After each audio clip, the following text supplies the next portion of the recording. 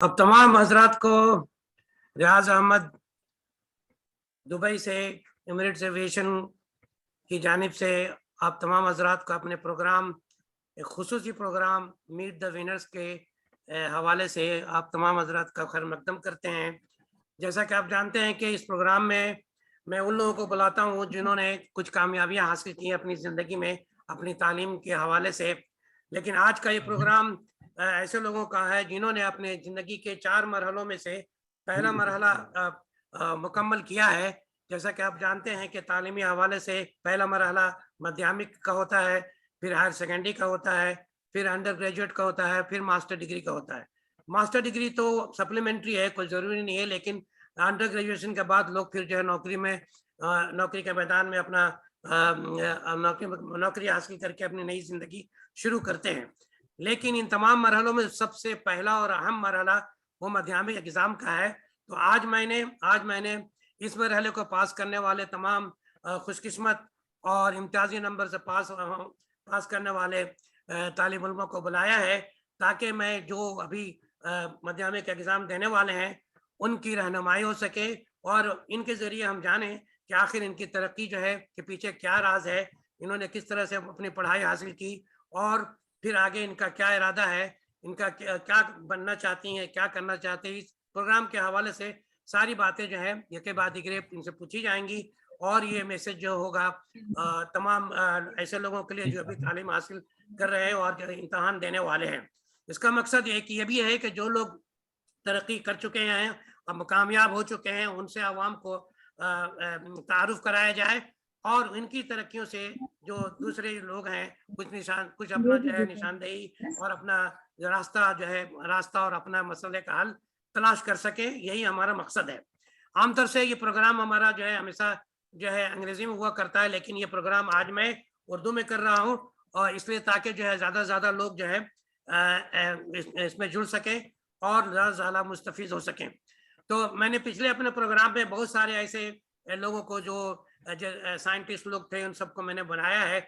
ये हमारा अल्लाह के फ़ज़ल से ये हमारा 15वां प्रोग्राम है, जिसमें 12 प्रोग्राम में मैंने मुख्तलिफ शोबों से लोगों को बुलाया था और 2 हमने पैनल डिस्कशन किए थे, जिसमें एक ज़बरदस्त मज़मून था हमारा कोरोना के हवाले से। लेकिन आज का ये प्रोग्राम खुसूसी है, जिसमें हम खुसूसी लोगों से खुसूसी बात करेंगे इंशाअल्लाह। तो आइए हम इस प्रोग्राम का आगाज़ करते हैं और सबसे पहले मैं अपने जो आज के मेहमान हैं जो मौजूद हैं, उनका मैं नाम पुकारता हूँ। वो जो है कम से कम सामीन को सलाम करके अपनी मौजूदगी बताएंगे। सबसे पहले मेरा नाम जो मेरी लिस्ट में है साइमा आफरीन, आप मौजूद हैं? अस्सलाम वालेकुम साइमा। अस्सलाम वालेकुम। वालेकुम अस्सलाम। मीर मुख्तार साहब, मीर मुख्तार हम मौजूद हैं। उसके बाद हमारे लिस्ट में जो नाम है सना शेख, आप मौजूद हैं? सना शेख, अस्सलाम वालेकुम। वालेकुम अस्सलाम। जो जिनका नाम पुकारा जाए जब वो आप बात करें तो आप जो माइक अपना कैमरा भी ऑन कर सकते हैं ताकि लोग आपको पहचान भी सकें, ठीक है? लेकिन ये ऑप्शनल है, अगर आप ना चाहे तो कोई ज़रूरी नहीं है। आप चाहे तो अपना कैमरा भी ऑन कर सकती हैं। उसके बाद में मेरी लिस्ट में एक नाम था तनिषा अंसारी, आप मौजूद हैं? जी, वेरी गुड। वहाँ खुश आमदीद है प्रोग्राम में। फरहान खुर्शीद मेरे लिस्ट में है, लेकिन फरहान खुर्शीद गालिबन ज्वाइन नहीं कर पा रहे हैं इसलिए कि उनकी तबीयत खराब हुई है। तो मुझे उनको भी मुबारकबाद देना है और जो मैं अभी करूँगा, लेकिन जो अभी चेक कर ले रहा हूँ कि वो मौजूद है कि नहीं है। और छठे शख्स जो है मेरे इस प्रोग्राम में है अजलाल अफजाल साहब रिशा से। इन्होंने भी बहुत अच्छे मार्क्स हासिल किए हैं। इनको भी जुड़ना था, लेकिन शायद किसी वजह से वो जुड़ नहीं पाए हैं, हो सकता है बीच में वो आए। तो ये था हमारा तारुफ उन तमाम मेहमानों का। अब जो है हम मेहमानों से सवाल जवाब का सिलसिला शुरू करेंगे। तो यके बाद दिगरे ये नाम जो मैंने बुलाया है, इसमें कोई ऑर्डर नहीं है। ऐसा नहीं कि जिसका नाम मैंने पहले बुलाया और उसका मार्क सबसे ज्यादा है, लेकिन जिनको मैं बुलाऊंगा सवाल करके वो अपने बारे में पूरी बात बताएंगी, ताकि आप लोगों को पता चले कि इन्होंने इम्तिहान में कितने मार्क्स लाए हैं, किस सब्जेक्ट में इनके नुमाया मार्क्स हैं। ये सारी बातें आप लोगों को और सामीन को पता चलेगा। सबसे पहले मैं जिनको बुलाने जा रहा हूँ, साइमा आफरीन, आप जो है आप मौजूद हैं साइमा आफरीन? जी।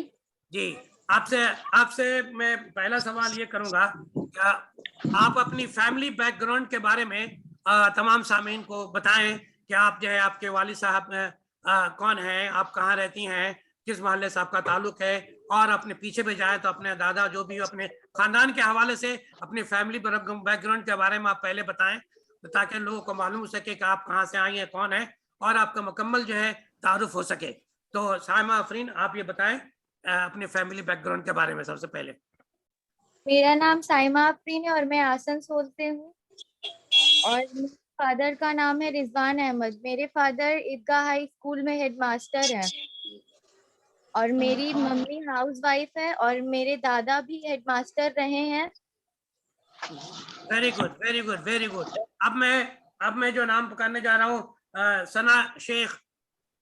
सना शेख, आप भी अपना जो है फैमिली बैकग्राउंड बताएं ताकि सामीन को मालूम हो सके कि आपने किन हालात में तालीम। हेलो जी बोलिए सना शेख। देखो झूठ बोल रहा है। मेरा नाम सना शेख है। जी जी बोलिए। हेलो। जी सुन रहा हूँ, बोलिए। मेरे पापा का नाम शेख शमसुल आरफिन है। वो मेरे पापा दरअसल छोटा सा बिजनेस है उनका। जी और मेरी अम्मी हाउसवाइफ है और घर में भाई है और मेरी एक। हेलो। बोलिए बोलिए। और जी बोलिए। हेलो। हाँ, ये आवाज आ रही है, आपकी आवाज में सुन रहा हूँ, आपकी आवाज में सुन रहा हूँ, बोलिए। आप किस मोहल्ले से हाँ, आसनसोल के किस मोहल्ले से ताल्लुक रखते हैं, बताइए। रेल पार चांदमारी से। तो वेरी गुड, वेरी गुड।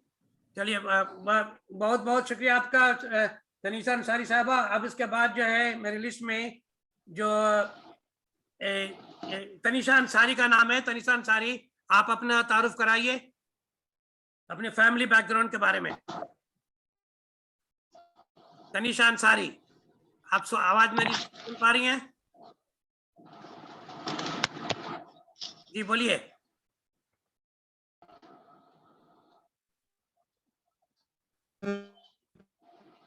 जी बोलिए तनीषा अंसारी साहब। तनीषा अंसारी, आप डिस्कनेक्ट हो चुकी हैं। तनीषा अंसारी, आप सुन पा रही हैं?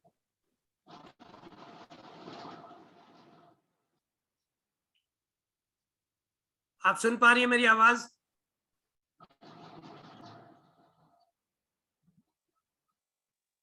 आप अनम्यूट कीजिए, अनम्यूट कर लीजिए अपने आप को। आप सुन पा रही हैं मेरी आवाज? चलिए हम प्रोग्राम को आगे बढ़ाते हैं। अब फिर मैं दोबारा जो है साइमा आफरीन को बुलाता हूं। अब आप जो है अपने आपने जो ये मार्क्स हासिल किए, कितना मार्क्स आपको मिला, आपने कैसे तैयारी की, और जो है आपको कौन सा सब्जेक्ट जो है उसमें ज्यादा मार्क्स मिला, और उसमें ज्यादा अगर कम मिला तो क्यों मिला, ज्यादा मिला तो कैसे मिला, ये सारी बातें तफसील से जो है सामीन को बताएं ताकि फिर जो है प्रोग्राम हमारा आगे बढ़े। क्योंकि यही बात जो है दूसरों के लिए ज्यादा फायदेमंद होगा कि भाई पढ़ने का क्या तरीका है, इन लोगों ने किस तरह से अपना जो है मेहनत किस तरह से की, ताकि दूसरे लोग सुन करके इससे फैजियाब हो सकें। तो साइमा आफरीन, आप अपने बारे में बताएं कि आपका टोटल मार्क्स कितना आया, किस सब्जेक्ट में क्या आया, बताएं। I have scored 603 marks out of 700. Very good. और सबसे ज्यादा मार्क्स मेरे फर्स्ट लैंग्वेज मतलब उर्दू में है 97 और सेकेंड लैंग्वेज जो इंग्लिश है उसमें 81 और मैथमेटिक्स में 90 और लाइफ साइंस में 90, फिजिकल साइंस में भी 90 और हिस्ट्री में 72 और ज्योग्राफी में 80। Okay, very good, very good. अब इसमें कौन सा सब्जेक्ट सबसे ज्यादा आपको अच्छा लगता है? मुझे सबसे ज्यादा अच्छा लाइफ साइंस लगता है। लाइफ साइंस लगता है। तो अब अगर सब आगे की तैयारी जो है, अगर आप हायर सेकेंडरी में जब आप दाखिला लेंगी, गालिबन जरूर लेंगी, पढ़ाई आपका तो इंशाल्लाह चलेगा ही। तो आप बताइए कि कौन सा मजमून लेने वाली हैं आप, क्या प्लान है आपका? मेरा प्लान ये है कि मुझे ये बायो साइंस लेकर 11th-12th करना है और उसके बाद मुझे नीट क्रैक करना है अच्छा, वेरी गुड। तो इंशाल्लाह। नीट क्रैक कीजिएगा तो उसमें आप मतलब गोया आप डॉक्टर बनने का इरादा है? जी, नीट क्रैक करने के बाद डॉक्टर बनने का इरादा है। Very good. अच्छा, आपको मतलब ये सारी बातें जो हैं आपने खुद से सोची है या किसी को देख करके कर रही हैं या किसी ने आपको मशवरा दिया है या आपके वालिदैन की ख्वाहिश है? ये बातें जरा ये बात क्लियर कट बताइए। ये सारी बातें मैंने खुद से भी सोची है क्योंकि मुझे बायोलॉजी में ज्यादा इंटरेस्ट है और मेडिकल लाइंस में ही जाना मुझे ज्यादा पसंद है और मेरे पेरेंट्स भी चाहते हैं कि मैं डॉक्टर ही बनूं। Very good. लेकिन अगर आप जानते हैं कि ये कंपटीशन कितना टफ है, खास करके ये मैदान जो है मेडिसिन का बहुत ही सख्त है, तो क्या आप इसके लिए उतनी मेहनत करने के लिए पूरी तैयार हैं? जी इंशाल्लाह जहां तक हो पाएगा वहां तक तो मेहनत जारी रहेगी। Okay, very good. मैं आपसे इस सिलसिले में और भी बात करूंगा। अब जो मैं फिर दोबारा जो है जुड़ गई है तनीषा अंसारी। तनीषा अंसारी, आप अपने आप को अनम्यूट कीजिए। अनम्यूट करके सुन रही है मेरी बात आप? तनीषा अंसारी, आप अपने आप को अनम्यूट कीजिए, पहले अनम्यूट करिए। फिर आप अपने आप को, हाँ ये ठीक है बाबू। अब आपसे मेरी आवाज सुन रही हैं आप तनीषा अंसारी? मेरी आवाज सुन रही हैं?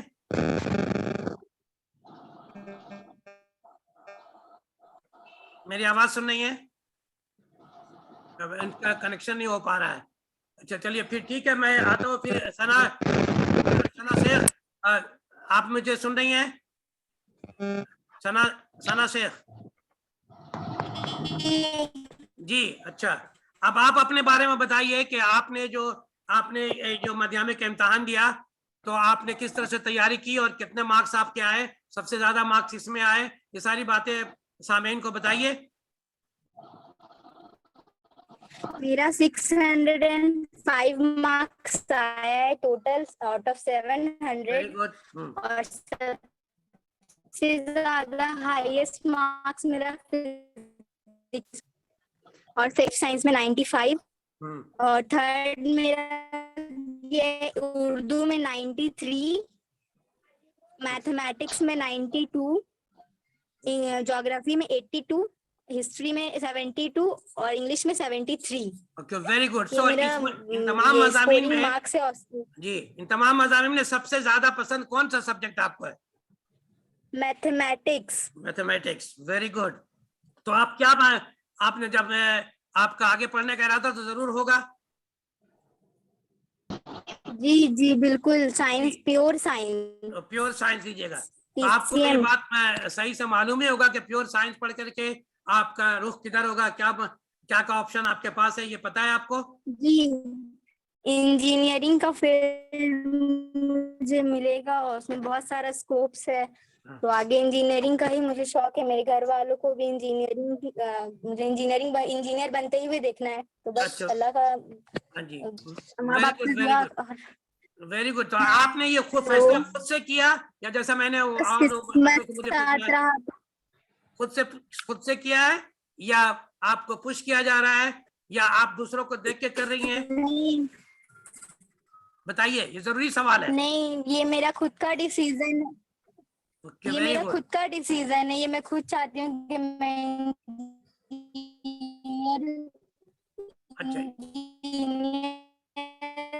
बनूं, मेरे माँ बाप का बनना तो बस अल्लाह से बस मेरा ये पूरा हो जाए।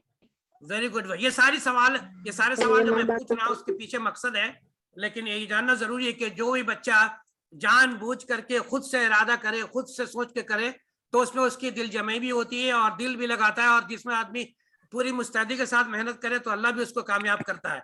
लेकिन अगर किसी को पुश किया जाए, जबरदस्ती बोला जाए कि ये पढ़ो, उसका शौक कहीं और है, तो फिर उसमें थोड़ा सा मामला गड़बड़ होता है। इसलिए मैं वाज़े तौर पर ये जानना चाहता हूँ कि आप शौक से, आपको पढ़ने का उसमें शौक है, आपको इसमें दिलचस्पी है, या आपको कोई पुश कर रहा है, ये बात जो है वाज़े होना जरूरी, इसलिए मैं सवाल कर रहा हूँ। अब मैं फिर दोबारा आऊंगा कि नहीं, घर वालों का कोई प्रेशर नहीं है। Okay, very good very good very good. आपको ये बात का भी, इस बात का भी अंदाजा है कि आगे जो है, ये तो पहला मरहला है जनरल एजुकेशन का, आपने माध्यमिक किया, लेकिन हायर सेकेंडरी और रियली जो है बहुत टफ एक मुकाबलतन माध्यमिक के जो कोर्स जो है, हायर सेकेंडरी का कोर्स जो है बहुत ज्यादा है मुकाबला माध्यमिक के। तो आपको ये सारी बातें आपके जहन में होंगी, आपने इसकी जानकारी हासिल जरूर की होगी मैथमेटिक्स के हवाले से भी, कि इंजीनियरिंग कोर्स में मैथमेटिक्स का बहुत बड़ा दखल है। तो आप ये सारी बातें मुकम्मल तौर पर जानती हैं, सही है? जी, इसके लिए बस तैयारी है, उस तरह से तैयार भी होना है मुझे मुस्तकबिल के लिए कि अच्छा से हो जाए। मैथमेटिक्स इंजीनियरिंग का वो बहुत ही ज्यादा टफ होता है, तो उसके लिए रेडी खुद से प्रिपेयर भी होना है अभी से ही। मुझे जेई क्रैक करना है, joint entrance examination. Very good very good very good. मैं अभी इन सब बातों पर आ रहा हूँ, ये इब्तदाई बातें हैं, मैं इन सब पर आ रहा हूँ, अभी और तफसील से बात करूंगा। अब मैं दोबारा जाऊंगा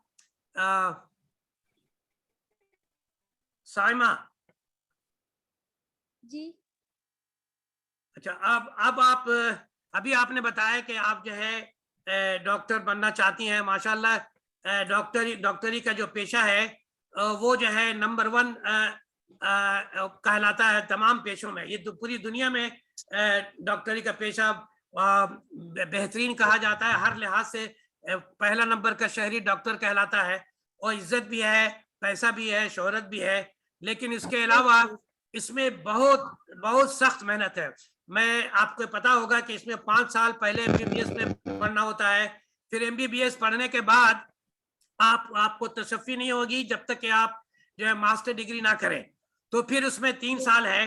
सो टोटल जो है 5 + 3 8 साल का आपका खर्चा, अगर आप चाहते हैं कि कामयाब डॉक्टर बने।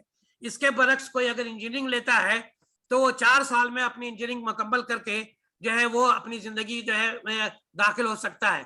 तो क्या आप ये सारी बातें आपके जहन में हैं, आपको पता है और आप इसके लिए तैयार हैं? जरा तफसील से बताएं। हाँ, क्योंकि एम को अचीव करने के लिए तो मेहनत की जरूरत पड़ती है। वेरी गुड वेरी अब गुड। जो एम है, अब वक्त तो इसमें वेस्ट तो नहीं हो रहा है ना, टाइम तो वेस्ट नहीं है। ये टाइम जो है कुछ इससे कुछ अचीव ही हो जाएगा। हम अगर मैं अपना टाइम इसमें दूंगी तो चाहे 8 साल लग जाए या 10 साल लग जाए, एम को अचीव करने के लिए तो मेहनत की जरूरत पड़ती ही है, और उसके लिए बहुत सारी चीजें सैक्रिफाइस करनी पड़ती हैं। ओके, वेरी गुड, बहुत अच्छी बात की। लेकिन अगर आप समझ लें कि अभी जो है आप 4 साल 5 साल के बाद आपने एमबीबीएस की और आपके वालिद चाहेंगे कि भाई जो है अब मेरी बेटी बहुत एमबीबीएस डॉक्टर बन गई, अब उसकी शादी करा दें, तो फिर आप क्या कीजिएगा? आप बीच नहीं, में जो है मास्टर डिग्री छोड़ दीजिएगा? नहीं, मेरे फैमिली में मेरे फादर हो या मदर, किसी की भी ऐसी मेंटालिटी नहीं है कि शादी करा देनी है या ऐसा कुछ करा देना है। मेरे फादर मुझे हमेशा सपोर्ट करते हैं कि तुम पढ़ो, अच्छे से पढ़ो, दिल लगाकर पढ़ो, और तुम्हें जो करना है तुम वो अपनी मर्जी से करो। Well and good, very good. समाज में ये सारी बातें समाजी बातें हैं, इसलिए मैं मतलब निशानदेही कर दे रहा हूँ कि भाई आगे ये सब बातें आने वाली हैं। आप जब पढ़ेंगी तो फिर ये सारी बातें आने वाली हैं, तो इसके लिए जहनी तौर पर आप तैयार रहें। तैयारी रहते कहते हैं कि preparation for the battle is half for the battle. अगर आप जहनी तौर पर तैयार हो तो आधा जंग आपने जीत लिया। तो इस लिहाज से मैंने की। अच्छा, आप तो फिर जैसे कि मैंने देखा वो जो 3rd रैंक पाने का, जिसने 3rd रैंक हासिल किया, अनन्या, वो भी इस प्रोग्राम में शामिल होने वाले थी, लेकिन जब मैंने उससे बात की तो शायद वो इसमें किसी कोचिंग सेंटर में ऑलरेडी वो दाखिला ले चुकी है, उसका एग्जाम हो रहा है। तो मैंने देखा कि बहुत सारे बच्चे जो हैं जो ऑलरेडी प्लान्ड है, उनकी जिंदगी है कि अब उसके बाद हमको ये करना है, तो ऑलरेडी वो कोचिंग सेंटर्स वगैरह ज्वाइन कर चुके हैं। आपने क्या तैयारी की है? क्या आप पहले स्कूल में दाखिल करेंगे, फिर इसके बाद इंतजार करेंगे, या फिर किसी और कोचिंग सेंटर में जाएंगे? क्या प्लानिंग है आपका, जरा तफसील से बताएं। मेरी प्लान मैंने तो स्कूल में एडमिशन ले लिया है। अब स्कूल रीओपन होगा तो मैं स्कूल भी जाऊंगी। उसके बाद कोचिंग के लिए भी मैंने फॉर्म फिलअप किया है, और कोचिंग में मेरा 19 को एडमिशन टेस्ट है। उसके बाद कोचिंग में क्या होता है वो देखा जाएगा। अच्छा, किस कोचिंग में आपने दाखिला लेने का इरादा है? किस कोचिंग में? कोलकाता में है वो coaching, ESC educational support council. Education चाहिए सी, तो इसका मतलब ये हुआ कि आप जो है हायर सेकेंडरी में, जो हायर सेकेंडरी किसी स्कूल में कलकत्ता ही में दाखिला लेंगी? जी, ओके, किस स्कूल में? Mohammad Jaan high school. Mohammad Jaan high school में। Okay, so very good. Mohammad Jaan high school में रिजवान साहब बताएंगे, मैं वहाँ का हेडमास्टर बनने वाला था। बरकत मोहम्मद जान भी मैंने पढ़ाया है, वो वहाँ का मैं हेडमास्टर बनने वाला था, लोगों की तासुब परस्ती से मैं हेडमास्टर वहाँ का नहीं बन सका। बहरकैफ मोहम्मद जान बहुत पुराना स्कूल है, वहाँ मेरी जान पहचान है। आपके वालिद जो है इस बार इससे बहुत वाकफियत हासिल है, उनको वहाँ भी पढ़ा चुके हैं। तो बहुत बहुत अच्छी बात है, आपका जो विजन और जो है मिशन मैं देख रहा हूँ। ऐसे ही जो भी लोग आज के दौर में जिनको भी आगे बढ़ना है, तो उनका मिशन और विजन बहुत ही स्ट्रांग होना चाहिए, वरना हालात उतने खुशगवार नहीं है जितना पहले हुआ करते थे। कंपटीशन बहुत ज्यादा है, लोगों के पास पैसा भी बहुत ज्यादा आ गया है, हर कोई जो अपने बच्चों को तालीम मैदान में ला रहा है, इसलिए कंपटीशन आपके लिए बहुत ही ज्यादा सख्त है। अब मैं फिर से बुलाऊंगा सना शेख, आपको मेरी आवाज मिल रही है? जी। Okay, very good. आपने जैसा मुझे बताया कि आप इंजीनियर बनना चाहती हैं, तो आपको पता है कि इंजीनियरिंग में बहुत सारी ब्रांचेस हैं, तो आपने कुछ पहले से सोच रखा है, या जब हायर सेकेंडरी का रिजल्ट आएगा जो मिलेगा वही ले लेंगे? क्या प्लानिंग है आपका? ये ऐसा तो मतलब कुछ सोचा नहीं है, बस सोचे हैं कि बैचलर ऑफ टेक्नोलॉजी और उसके बाद मास्टर ऑफ टेक्नोलॉजी एमटेक ये करने का सोचा है। अच्छा, ओके ओके, वेरी गुड। लेकिन आपको ये मालूम होना चाहिए कि इंजीनियरिंग के बहुत सारे शोबे हैं। जी, बहुत सारे ब्रांचेस है, बहुत सिविल इंजीनियर। तो आपको मेरा मशवरा होगा कि आप अभी से ही अपना ज़हन बनाए कि वो सारे जो शोबे हैं उसमें किसमें आप ज्यादा फिट होती हैं, अभी से ज़हन बनाएं और बना करके उसके लिए तैयारी करें। आजकल ज्यादा जो पॉपुलर जो इंजीनियरिंग में हो रहा है, वो आपको जो है कंप्यूटर रिलेटेड जितने भी कोर्स है बहुत ज्यादा मकबूल हैं, और वो उसमें नौकरियां भी ज्यादा आसानी से हो रही हैं। तो आप ये सारी बातें जो हैं आपको जरूर मालूम हो जाएंगी रफ्ता। लेकिन आपने जैसा कि अभी मैंने साइमा से पूछा कि उसने ऑलरेडी जो है इरादा कर लिया किसी कोचिंग सेंटर में ज्वाइन करने का, तो आपका क्या प्लानिंग है? क्या आपने भी किसी कोचिंग सेंटर में दाखिला लेने का प्लान बनाया है, या अपने स्कूल की पढ़ाई पर ही जो है मुतमईन है और इसी के जरिए आप चाहेंगे कि इम्तिहान दें और उसमें कामयाबी हासिल करें? क्या आपका प्लानिंग है? नहीं, स्कूल तो मैं रहमानिया हाई स्कूल में एडमिशन लूंगी, और कोचिंग का तो पर्टिकुलर सब्जेक्ट का पर्टिकुलर टीचर ही मेरे मतलब टीच करेंगे मुझे। और कोचिंग सेंटर जैसा कोई एडमिशन नहीं लिया है मैंने। Okay, very good. नहीं, सही है। इसका मतलब ये हुआ है, इसका मतलब ये है कि आपने ऑलरेडी ये प्लानिंग कर लिया है कि कुछ सब्जेक्ट के लिए कहाँ पढ़ना जाना है। ये आपने कर लिया था, राइट? मेरी आवाज? जी, वेरी गुड।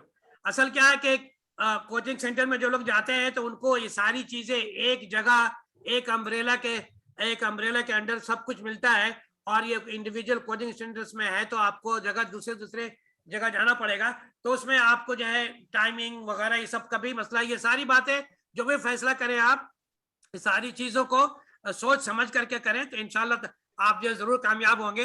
मैं किसी चीज को तजवीज नहीं कर रहा हूँ, लेकिन वो मसले क्या है उनके मैं आपको बता रहा हूँ। मैं किसी चीज को तजवीज नहीं कर रहा हूँ कि आप कोचिंग सेंटर में दाखिला लें या इंडिविजुअल टीचर से ना पढ़ें या उनसे पढ़ें, ये मैं नहीं बता रहा हूँ, लेकिन मैं ये जानना चाह रहा हूँ कि आपके प्लानिंग क्या है, आपकी प्लानिंग क्या है। फरहान खुर्शीद साहब शायद ज्वाइन कर चुके हैं। फरहान खुर्शीद साहब, डू यू हियर मी? आप सुन रहे हैं? मेरी आवाज आ रही है आपको? हाँ, आ रही है। फरहान, सना मैं आपको यहाँ रोक करके एक फरहान खुर्शीद साहब जो कमरट्टी से ज्वाइन किया उनको मैं उनसे थोड़ी से बात करके फिर मैं दोबारा दूसरे राउंड में आ रहा हूँ आपके पास। तो फरहान साहब बहुत मुबारक हो आपको, आपने बहुत अच्छी कामयाबी हासिल की। आपके वालिद साहब Sir, मेरे शागिर्द रहे हैं कम्युनिटी में। I'm sorry, sir. I'm interrupting you, sir. या बोले यस। अगर जो पार्टिसिपेंट है वो अगर अपना वीडियो ऑन करे तो हम सब लोग देख भी पाएंगे और तमाम वेरी लोग गुड वेरी गुड। मैं बोल रहा कि लड़कियों के हवाले से कुछ मैंने कहा है। एनीवे सो मैं भी फिर से तो दरखास्त करता हूँ कि अगर आप लोग अपना वीडियो ऑन करें तो लोग पहचानेंगे। ये पहचान जो है आगे चल के काम आएगा। मसलन कलकत्ता जाना हुआ तो आपके ये हमारे तैयब साहब जो किसी कॉलेज में प्रोफेसर हैं और जो लोग भी आप देख रहे हैं आपको वो पहचानेंगे तो फिर कहीं आपका उसका फायदा हो सकता है। तो आप अपना वीडियो ऑन कर लें, ये ज्यादा बेहतर होगा। तो सबके लिए अगर नहीं कर सकते तो मजबूरी है तो अलग बात है, लेकिन आप कर लें। फरहान साहब वेलकम, खुश आमदीद आपका। आप अपने बारे में तफसील से बताइए, अपना फैमिली बैकग्राउंड प्लस आपने क्या मार्क्स हासिल किया और फिर आपको क्या आगे पढ़ने का क्या इरादा है, जरा तफसील से बताइए। खुद से बताइए। हमको इंजीनियरिंग करना है, हमको जेईई का एग्जाम क्लियर करना है और आईआईटी में हमको एडमिशन चाहिए। हमको कंप्यूटर साइंस में इंटरेस्ट है। Okay very good. पहले आप नाम बताइए, आप कहाँ के रहने वाले हैं बताइए, कितना मार्क्स लाया ये बताइए आप। मेरा नाम फरहान खुर्शीद है जी। हम कमरट्टी के रहने वाले हैं और माध्यमिक में मेरा 634 मार्क्स आया था टोटल। माशाल्लाह वेरी गुड। तो आपने जैसा बताया फरहान साहब, जैसा आपने बताया कि आप इंजीनियरिंग करना चाहते हैं, आपने तो स्पेसिफाई भी कर दिया कि आप कौन सा मजमून लेना चाहते हैं, कौन सा ब्रांच लेना चाहते हैं, आपने स्पेसिफाई कर दिया। क्या आप इन तमाम बातों से वाकफियत रखते हैं कि उसमें क्या डिफिकल्टीज होने जा रही है, आपको कितना स्कोर करना पड़ेगा, कितना लाने पर जो है आपको जो है कंप्यूटर साइंस मिलेगा, क्या इसके बारे में आपको इल्म है? क्योंकि कंप्यूटर साइंस आजकल ट्रेंडिंग नंबर 1 है, तो इसके लिए आपको ग्रेड भी जो लाने होंगे, रैंकिंग भी जो लानी होगी, वो विदिन 100 और विदिन 1000 कम से कम तो होना ही चाहिए। तो क्या आप इस बातों से वाकफियत है, आपके इल्म में ये सारी बातें हैं? हाँ मालूम है। तो इसकी आपने क्या तैयारी की है, कैसे इसको अचीव करेंगे? अभी तो तैयारी कर रहे हैं, अभी पढ़ाई शुरू किए हैं। कहाँ शुरू किया? अपने घर में पढ़ रहे हैं या किसी टीचर के पास जा रहे हैं या कोचिंग सेंटर में जा रहे हैं? कम्युनिटी में हम ट्यूशन करते हैं लेकिन ऑनलाइन कोर्स भी कर रहे हैं हम। कहाँ बताइए, ये सब बातें लोगों के ऑनलाइन कहाँ कर रहे हैं आप कोर्स, किससे कर रहे हैं? PWF फिजिक्स वाला ऑनलाइन वो फ्री अवेलेबल है या आपने रजिस्टर किया हुआ है किसी प्रोग्राम में? फ्री वाला ऑनलाइन है? फ्री नहीं है, वो बैच है, प्रीमियम बैच है। अच्छा, तो उसमें आप जो है रजिस्टर किए, क्या कितना पैसा लगता है, कुछ आइडिया उसमें? उसमें 3 से 4 हजार तक पर ईयर लगता है या पूरा कोर्स का लगता है, क्या है वो? उसमें बैच है 11 12 का ऐसे करके है, तो पर ईयर लगता है। अच्छा, तो रोजाना आपको कितने घंटे पढ़ाते हैं? उसमें एक क्लास होता है 1.5 से 2 घंटे का, पर डे 2 क्लास होता है, तो अलग अलग सब्जेक्ट का। तो आप ऑनलाइन करते हैं तो आपका इंडिविजुअल अटेंशन हो पाता है? आप जो सवाल करते हैं सवाल कर पाते हैं, जवाब आपको मिलता है या क्या तरतीब है, बताएं, लोगों को भी इससे जानकारी होगी। फिलहाल तो अभी शुरू नहीं हुआ है, अभी मतलब उसमें बैच में एनरोल किए हैं, लेकिन जब क्लास शुरू होगा तो देखेंगे। ये आपने खर्च एक सब्जेक्ट का बताया या पूरा कोर्स का बताया? नहीं, पूरा कोर्स का है। पूरा कोर्स का, वेरी गुड। तो आप जो बता रहे हैं कि मैं कंप्यूटर साइंस लूंगा, तो आपने कौन सा कॉम्बिनेशन चूज किया है हायर सेकेंडरी के लिए, इरादा किया है? PCM, physics chemistry math. यहाँ PCM के बाद फिर चौथा सब्जेक्ट क्या ले रहे हैं, क्या इरादा आपका? एडिशनल में बायोलॉजी। तो जब आप कंप्यूटर साइंस में जा रहे हैं तो ये बायोलॉजी क्यों चॉइस कर रहे हैं आप? उसके लिए आपको कंप्यूटर का कोर्स अवेलेबल है, आप कंप्यूटर क्यों नहीं ले रहे हैं? कम्युनिटी में सलीमिया हाई स्कूल में अवेलेबल नहीं था, उसमें बायोलॉजी अवेलेबल था। ये मसला है। अच्छा देखिए, ये सारी बातें आवाम को पता रहना चाहिए कि भाई देखिए जो है, अगर कोई कंप्यूटर साइंस लेना चाहता है तो उसके लिए कंप्यूटर का कोर्स लाजमी होना चाहिए जो अवेलेबल होना चाहिए। अब ये बात मालूम नहीं होगी तो लोग इसकी कोशिश भी नहीं करेंगे, लोग इसको जो है लाएंगे भी नहीं, समझेंगे भी नहीं। अभी क्या कॉम्बिनेशन है कि आपको जाना है कंप्यूटर में और आप बायोलॉजी पढ़ रहे हैं, ये एक तरह से जो है वक्त का ज़िया समझिए या बेकार हो जाता है, कोई फायदा नहीं उससे होने वाला है। लेकिन अगर आप डुअल माइंड में हैं तब तो ठीक है, डुअल माइंड में है कि चलो जो मिलेगा, इधर होगा तो इधर चले जाएंगे, उधर होगा तो उधर चले जाएंगे, तो ये बात सही है। लेकिन आप डिटरमिन्ड हैं तो आपको वही चूज करना चाहिए जिसको लेकर के आप आगे बढ़ने वाले हैं, क्योंकि आज के दौर में कोर्सेज इतने ज्यादा हो गए हैं कि आप हर तरफ पैर फैला करके नहीं चल सकते, आपको स्पेसिफिक होना चाहिए। सो वेरी गुड। फिर मैं दोबारा मैं आपसे आता हूँ, आपसे बात करता हूँ दोबारा। अब मैं सना शेख, आप भी अनम्यूट कर लीजिए आप, ठीक है। अब आपसे मैं बताना चाह रहा हूँ कि आपने कहाँ दाखिला लिया, हायर सेकेंडरी में कहाँ लेना प्रारंभ कर, फिर दोबारा बताइए मुझे सना शेख। जी रहमानिया हाई स्कूल। ओके, तो आपको आपके इल्म में ये बात होगी कि जो है वहाँ कौन कौन सा कोर्स है, आपने पीसीएम लेने का इरादा किया ना, physics chemistry math, right? PCM physics chemistry. Very good. अब मैं आपसे जी ये फिजिक्स केमिस्ट्री और मैथमेटिक्स मेरा मेन। मैंने सुना ये बात। अब आगे मैं पूछना चाहता हूँ कि आगे जो पढ़ने जा रही हैं तो आप इसकी तैयारी कैसे करेंगी? जैसा कि मालूम है कि हर स्कूल में जो है वो चीजें अवेलेबल नहीं है, पढ़ाई भी आपको पता है, तो आपने इस सारी चीजों का ध्यान में पूरा सब जानकारी हासिल कर ली है कि मेकअप कैसे करेंगे आप, पढ़ाई कहाँ होती है कहाँ नहीं होती है, सारी बात आपके इल्म में है? जी सारी बातें जहन में ऑलरेडी है। और है मेरे मतलब मेरी बहन है, वो मुझे गाइड करती है, मेरी बड़ी बहन मुझे गाइड करती है कि कहाँ कैसे किस जगह पे कैसे क्या करना है। वो मेरे बड़े हैं, वो मुझे गाइड करते हैं। Okay, very good very good very good. अच्छी बात है, अच्छी बात है। मैं अब यहाँ पर एक बात और जो है ऐड करूंगा, वह पूछना चाहूंगा। तमाम से हो गया ये सवाल, कॉमन सवाल है कि आपने जो मार्क्स हासिल किए, आपकी इस कामयाबी के पीछे किसका हाथ है? सबसे ज्यादा हाथ है, मैं नाम दे रहा हूं, आपके गार्जियन का, आपकी अपनी मेहनत का, आपके स्कूल का, या आपके टीचर का। ये 4 नाम मैंने लिए जो है, आप इसमें से बताएं। आप एक से ज्यादा का भी नाम ले सकती हैं, लेकिन खुसूसी जो है, जो आप अपने जिससे आप ज्यादा मुस्तफीज हुए हैं, जिनकी मेहनत की वजह से आप ज्यादा कामयाबी आपको मिली है, वो स्पेसिफिकली सबको बताएं। मैंने नाम लिया आपकी मेहनत का, आपके गार्जियन का, आपके टीचर हजरात का, और आपके स्कूल का। तो आप इसमें से किन किन को सिलेक्ट करती हैं जिनका हाथ आपकी कामयाबी में है? तो बताइए, आप ही बताइए पहले सना शेख। देखा जाए तो सबसे इंसान का टीचर चाहे मन नहीं रहेगा, माँ बाप कितना भी प्रेशर रहता, तो ये मेरा खुद का भी मेहनत है। और सेकंड मेरे टीचर्स का भी है, पार्ट सारे जितने मेरे पर्टिकुलर ट्यूशन टीचर, क्योंकि कोरोना टाइम में तो स्कूल तो ओपन था नहीं, तो मेरे टीचर ही लोग मुझे गाइड करते थे, सपोर्ट करते थे कि किस तरह पे कैसे माध्यमिक को कैसा क्वेश्चन आता है, कैसे क्या करना है। तो पहले तो खुद का मेहनत, फिर टीचर्स है, और घर में माँ बाप का सपोर्ट है और भाई बहन का सपोर्ट है। इन सब के वजह से ही आज मेरा माध्यमिक में 605 मार्क्स आ पाया है। Very good very good. और इन तमाम के अलावा ये तमाम चीजें एक जगह हो जाए और फिर ऊपर वाले की मर्जी ना हो तो कुछ भी नहीं हो सकता। तो कम से कम क्या है, अल्लाह की मर्जी और अल्लाह माँ बाप का दुआ।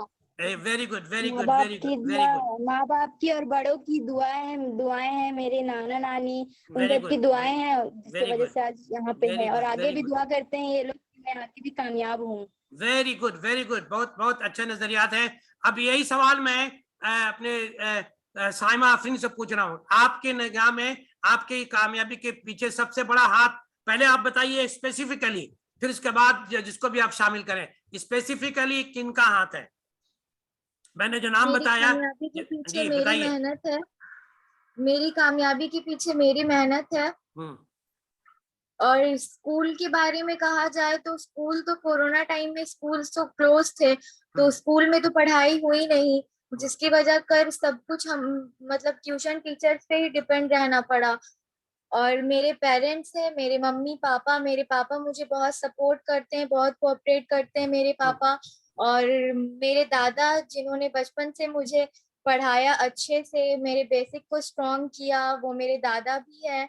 और मेरे ट्यूशन टीचर्स है। मैथमेटिक्स मुझे उतना पसंद नहीं था, लेकिन मैंने मैथमेटिक्स में 93 मार्क्स पाए हैं। वो मेरे ट्यूशन टीचर है Naushad sir, he is the best teacher of mathematics. उन्होंने, उनका वे ऑफ टीचिंग बहुत अच्छा है, जिसकी वजह कर मुझे मैथमेटिक्स में अभी इंटरेस्ट है और मैंने as an additional subject mathematics लेने का ही सोचा है। Very good, very good, very good, बहुत अच्छी बात है।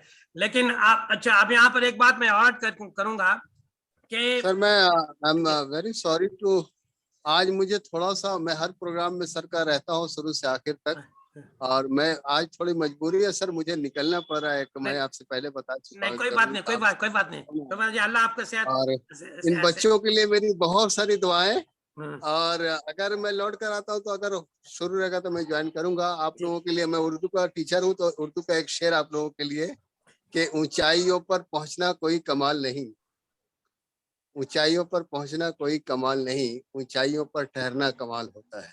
वेरी गुड, वेरी गुड, बहुत और बहुत अच्छे, बहुत अच्छे। पर ठहरने की कोशिश करें, आप मेरी दुआएं।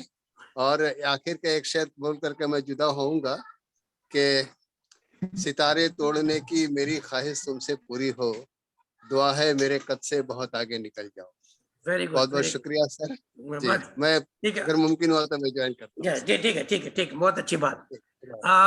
अब मैं जो एक सवाल जो और ऐड करना चाहता था आपसे कि हम एक बच्ची, जैसे हर मकनातीस का हर टुकड़ा मकनातीस होता है, आपने पढ़ा होगा ना, मकनातीस का हर टुकड़ा मकनातीस होता है, उसमें वो सारी खुसूसियत होती है, एक छोटे टुकड़े में भी मकनातीस की पूरी खुसूसियत होती है। मेरा ये मानना है कि एक एक फर्द भी ये पूरी कौम को रिप्रेजेंट करता है। तो हम यहाँ पर ये बात कहने में जरा सा मुझे भी दरेग नहीं है कि आपकी तरक्की है, कौम की तरक्की है। तो अब जो है आप जो है आपका दायरा वसी हो चुका है। अब आप जो है डॉक्टर रिजवान साहब की साहबजादी ही नहीं, आप एक कौम की साहबजादी हो गए। जितने पास करने वाले बच्चे हैं वो अपने माँ बाप से के दायरे से आगे बढ़ करके आप एक कौमी असासा बन चुकी हैं, क्योंकि आपने कौम का नाम भी ऊंचा किया है। तो मेरा सवाल यहाँ से ये होता है कि अब कौम को आपसे उम्मीदें बन गई हैं, आपने जो एक अच्छा काम किया है, इतना अच्छा मार्क्स लाया है, तो आप कौम को आपसे उम्मीदें बन गई है। जैसा कि अभी तैयब साहब ने बताया, मैं वही सवाल आपके सामने रखना चाहता हूं कि आपने जो अब तैयार जो कामयाबी हासिल की, तो अब आपके लिए एक मसला ये बन गया है कि आपको अब इसको सस्टेन करना है, अब इसको आपको आगे लेकर के बढ़ना है। कहने का मेरा मतलब ये है कि हायर सेकेंडरी में आपको जितना मार्क्स लाया आपने, आपको हायर सेकेंडरी में उससे कहीं ज्यादा लाना है और कौम का नाम इसी तरह से रोशन करते जाना है। एक स्टेबिलिटी आपको अपने स्टेबिलिटी विथ प्रोग्रेस जो है आपको आगे बढ़ना होगा, कि इससे नीचे नहीं आना है, इससे आगे ही बढ़ना। क्या आप ऐसा इरादा करती हैं? क्या आप लोगों के दिल में ये ऐसा ख्याल आता है कि मैं जो अल्लाह ताला ने मुझे दिया है आज तरक्की, मैं उसको और भी मेहनत करके कौम का नाम रोशन करूंगी या करूंगा? ऐसा आप इरादा करती हैं? आप लोग बताएं, इसको अपनी जुबान से बोलें कि हाँ मैं इंशाअल्लाह कौम का नाम और ऊंचा करने की कोशिश करूंगा। अपनी अपनी जुबान से बोलिए। सना शेख आप पहले बोलिए। ये आप एक वादा कर रही हैं कौम से? जी आगे भी मैं ऐसा ही जी, और इंशाल्लाह दुआ भी करूंगी आगे भी मैं ऐसे ही तरक्की पे जाऊं, अपने कौम का रोशन करूं, अपने आसपास के लोगों का नाम रोशन करूं, अपने मुस्लिम कौम का नाम रोशन करूं, खूब आगे जाऊं, बस यही दुआ है अल्लाह से। Very good, okay. Afreen, Saima Afreen आप बोलिए, लाउड एंड क्लियर बोलिए। इसी तरह मैं कौम का और अपने माँ बाप का नाम रोशन करूंगी इंशाअल्लाह, और मैं अच्छे से मेहनत करूंगी और फिर अल्लाह से भी दुआ करूंगी कि अल्लाह ताला मुझे कामयाबी दे और मेरे एम को अचीव करने के लिए अल्लाह ताला मुझे वैसी मेहनत करने की तौफीक दे इंशाअल्लाह। Very good, very good. Tanisha, Tanisha आप अनम्यूट कीजिए अपने आप को। जी बोलिए, आप कमिटमेंट अपना दीजिए, आप जुबान से अदा कीजिए ये कि आप भी ऐसा मैं भी अपनी कौम को रिप्रेजेंट करने की कोशिश करूंगी। ओके, जी सर, वेरी गुड। मैं इसी तरह से अपने अम्मी अबू का नाम रोशन करना चाहती हूँ और अपने कौम को रिप्रेजेंट करना चाहती हूँ पूरी किसकी दुनिया मदद के से? सामने। किसकी मदद से? अगर अल्लाह ने चाहा तो मैं जो चाहती हूँ एम, वो मेरा जरूर अचीव होगा। Very good, very good, very good. अब मैं आता हूँ खुर्शीद, फरहान खुर्शीद साहब। फरहान खुर्शीद, आप मौजूद हैं? जी, आप भी इस तरह से कमिटमेंट कीजिए, एक तरह से ओथ ले रहे हैं आप इतने लोगों के सामने कि आपको अल्लाह ताला ने जो ये कामयाबी दी, आपकी मेहनत और माँ बाप की दुआओं के बदले आपको जो है अल्लाह ताला ने ये कामयाबी हासिल की। तो आगे हायर सेकेंडरी में आप इसी तरह से कामयाबी को सस्टेन करेंगे और उसको आगे की तरफ बढ़ाएंगे। आप अपनी जुबान से इसको कमिट कीजिए। हम आगे और भी मेहनत करेंगे और अपना माँ बाप का नाम रोशन करेंगे, कम्युनिटी का नाम रोशन करेंगे। हम आगे मेहनत करेंगे। और वेरी गुड। अभी जो है 10 तारीख को हायर सेकेंडरी का रिजल्ट आया है। हायर सेकेंडरी का रिजल्ट आया है, मैंने रिजल्ट देखा है, तो उसमें ये बात मैंने महसूस किया कि हायर सेकेंडरी में साइंस पढ़ने वाले बच्चों की तादाद बहुत कम है। क्या आप लोग को इस हवाले से जानकारी है?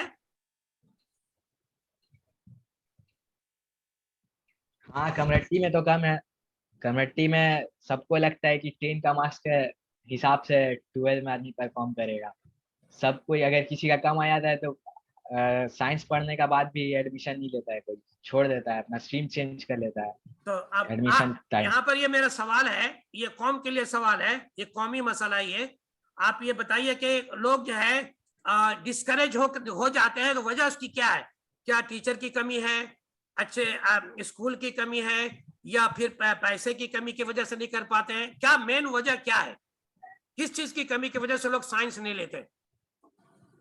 सबको लगता है कि बहुत ज्यादा मेहनत है, 10 में कोई परफॉर्म नहीं कर पाता अच्छा, तो उसको लगता है कि 11-12 में भी, मतलब हायर सेकेंडरी में भी परफॉर्म नहीं करने पाएंगे अच्छा, तो कॉन्फिडेंस नहीं रहता है, सब कोई डिस्करेज हो जाता है, तो अपना स्ट्रीम चेंज कर लेते हैं लोग। अभी मेरा कुछ दोस्त साइंस पढ़ रहा था, अभी वो लोग का रिजल्ट आया तो अच्छा परफॉर्म नहीं करने पाए लोग, तो लोग डिस्करेज होके कोई कॉमर्स ले लिया, कोई आर्ट्स ले लिया, यही है। लेकिन ये ऐसा होता क्यों है? जैसे ऐसा होता क्यों है? क्या उन बच्चों के पास जो है ट्यूशन करने का पैसा नहीं है, अच्छे असातिज़ा कराम नहीं है, मैं उनको और दूसरा काम करने पड़ने की वजह से पढ़ाई में वो दिलचस्पी नहीं? क्या मेन वजह क्या है? सख्त है सब्जेक्ट, सख्त है, क्या है? मैं आपसे सुनना चाहता हूँ।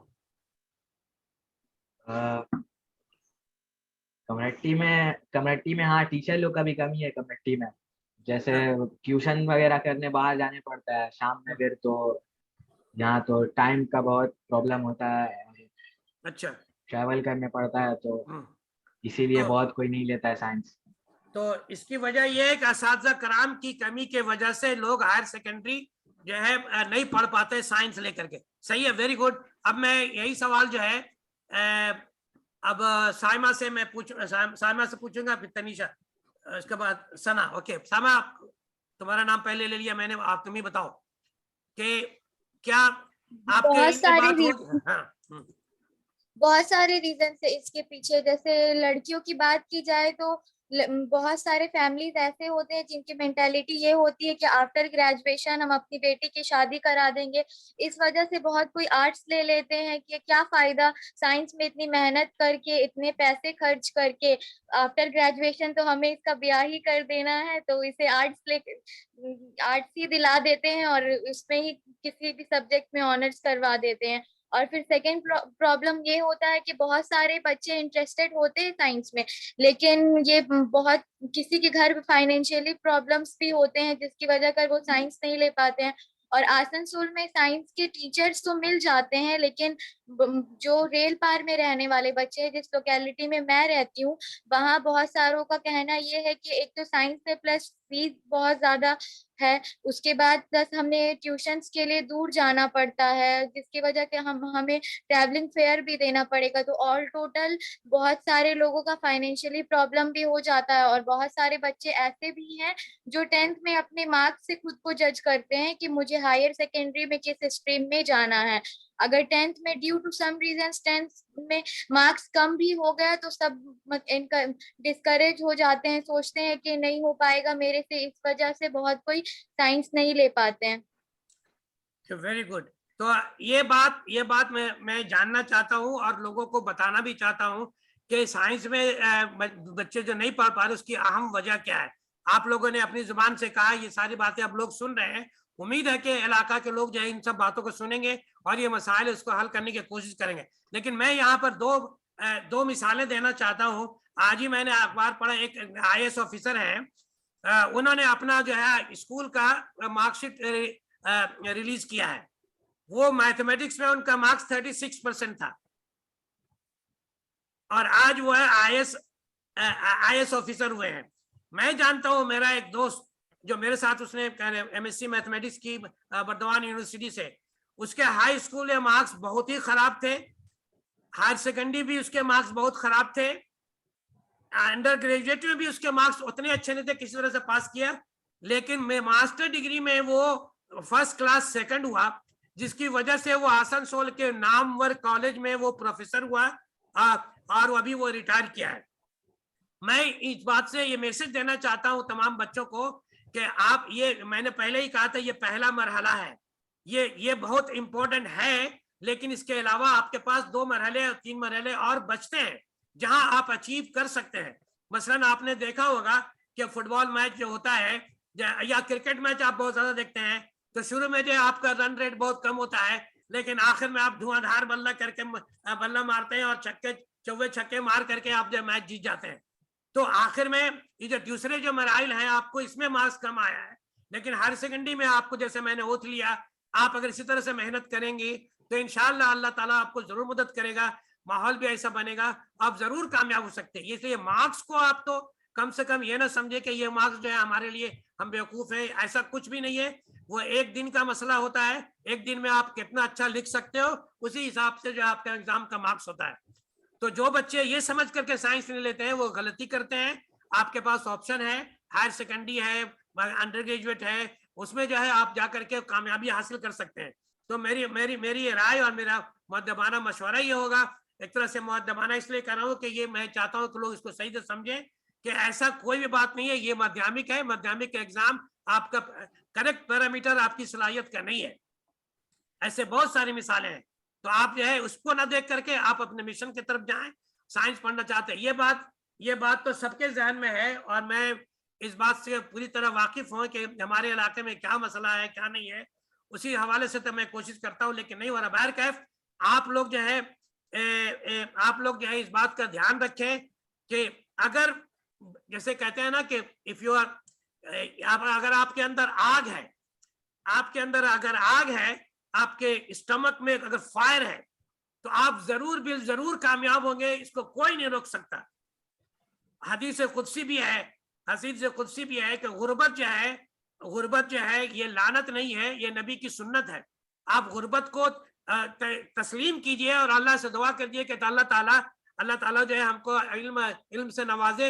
इल्म ही एक ऐसा दरवाजा है जिसके जरिए आप सबको कम्पीट कर सकते हैं।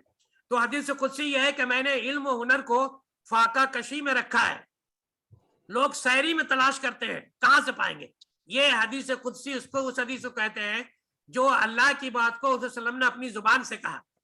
उसमें यह बताया गया है कि आपकी गुर्बत आपके आड़े नहीं है। इल्म हुनर उसी के पास जाता है जो इसकी ख्वाहिश रखता है, जिसके अंदर हासिल करने की लगन है, तड़प है, उसके जिसको कहते हैं कि आपके अंदर आग है। अगर आग रहेगा तो आप जरूर कामयाब होंगे। बहुत सारी मिसालें हैं।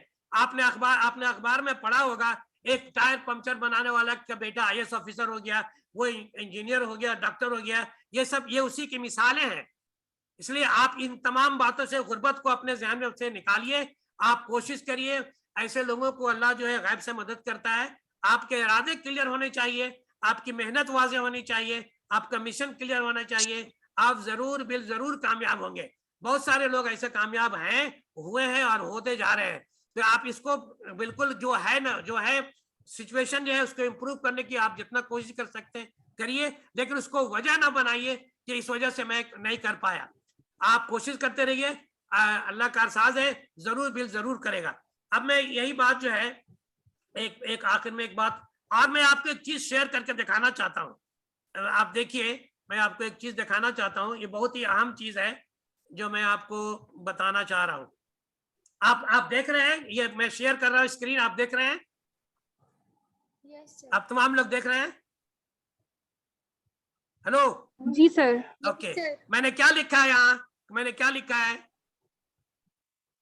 इल्म। एन लाम मीफ, ये मिला करके ये बनता है इल्म। इल्म। अब ये आपको किसी ने ये इल्म दिया, अब आपको क्या करना है, इसकी तरतीब उलट देनी है। तो क्या हो गया, ये क्या हो गया? अमल। अमल हो गया। अब इल्म हासिल किया आपने उससे पर अमल किया, तो आपके ऊपर अल्लाह का फजल आएगा। अल्लाह का फजल होगा तो क्या बनेंगे आप? क्या बनेंगे? क्या बनेंगे आप? आलिम। आलिम बनेंगे। आलिम दो तरह के होते हैं, इल्म हासिल करने वाले भी जो है दो तरह के होते हैं, एक गलत और एक सही आलिम। एक इल्म जानने वाला, दुनिया में जितनी खराबियां हैं किसी जाहिलों की वजह से नहीं है, उससे पढ़े लिखे लोग ही जो है बहुत सारे मसाइल के जिम्मेदार हैं। तो आलिम जो है कोई गलत भी होता है और सही होता है। अब अगर आपको आलिम सही मिल गया तो दो बातें होंगी। आलिम अगर सही मिला तो दो बातें होंगी। सही आलिम जो है, सही आलिम की वजह से आलम में बेहतरी आएगी। आलम पूरी दुनिया तरक्की करेगी। Yes sir. अगर आलिम सही होगा तो आलम में सुधार आएगा,